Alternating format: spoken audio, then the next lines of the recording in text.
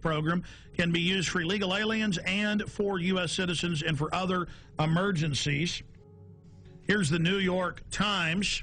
Halliburton subsidiary gets contract to add temporary immigration detention centers. Just like under Rex 84, the documents came out in the 80s.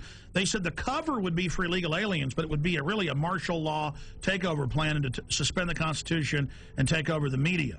So there's the New York Times we have saved up on PrisonPlanet.com. Also, George Bush reopened all the Japanese and German prisoner of war camps in the U.S. and put water in, light in, and then just have them set up and ready. That was in the CBS News. Bush to preserve World War II internment camps. So there's that article. Pentagon paying for fake news in the U.S. White House paying for fake news in the U.S. It's now in the tens of billions every year. This is what's going on. The fake news reports they produced and put on radio and TV that were made by the government. I've had Congress people on talking about how it's illegal, the fake news. All of this is being done. Fake polls, everything. How are they preparing the public? When I saw this at the time, I saw Tommy Franks and Cigar Aficionado. I saw Tommy Franks on CNN, Fox, MSNBC go, gee, I'm real sorry about this, but one more big terror attack, we're going to have a military form of government and martial law. I'm real sad about that, but that's what the American people are going to demand. That's the only thing that will keep them safe. Now, you don't expect him to come out and say, gee, we're going to have a military dictatorship. Militaries throughout history love taking over societies 99% of the time, and America's just been in the exception. No, he's got to introduce it like, gee, shuck, I'm real upset, but it is the only thing that will keep us safe. The Constitution won't survive a WMD attack. And I said at the time, I said, he is part of the Pentagon's billions in fake news. That's illegal. The General Accounting Office has already ruled that they're paying off reporters and people to go on TV. I said, I bet my bottom dollar Franks is being paid off. Now they're rolling them out in the news. The camps will be for you when you're starving during the collapse of society, which is what the IMF and World Bank have done to countless third world countries, and their own documents say they want to do it here. That to fully bankrupt you so they can consolidate everything with the tens of trillions of fiat currency they're holding and hoarding of taxpayer money. And then once the riots start, which they're trying to push, they have Zbigniew Brzezinski on MSNBC, we played that the other day, saying, I'm really worried about these bankers. They're going to cause riots nationwide. Millions and millions of unemployed. People really facing dire straits. And we're going to be having that for some period of time before things hopefully improve. And at the same time, there is this public awareness of this extraordinary wealth that was transferred to a few individuals.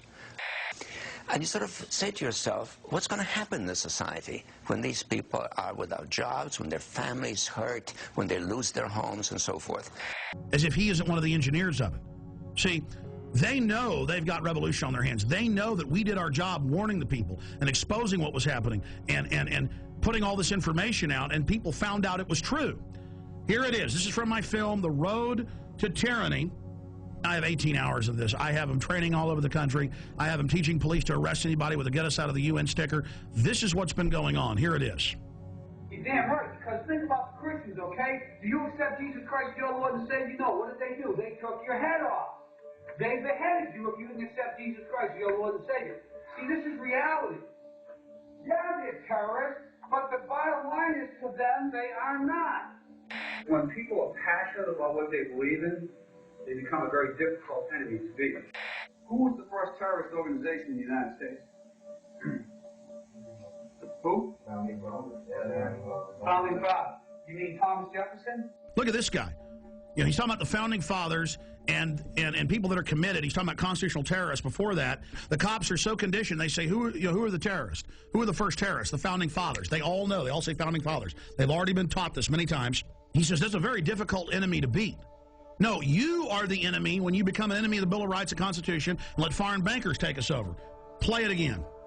The guys who we call our founding fathers, George Washington, Mr. Honest, who cut down the cherry tree and admitted it, is the same guy who signed death orders, if you will, on members of the British government, the British Crown, who they wanted to eliminate because politically they had influence in certain pockets of the United States, at that time the 13 colonies, and they wanted to divide and conquer. They may get a whole lot of civilians, and hey, I'm going to be honest with you, okay? If they killed 10,000 civilians tomorrow with a biological agent, that's too bad for them. You see, it was all about Bush was going to do this. No, Bush was a puppet. Just like Nixon and Carter and Reagan and Bush and Clinton and Bush and Obama, they're just puppets, and we always obsess over them, and the media acts like they're running something. It's the executive power held by the National Security Council.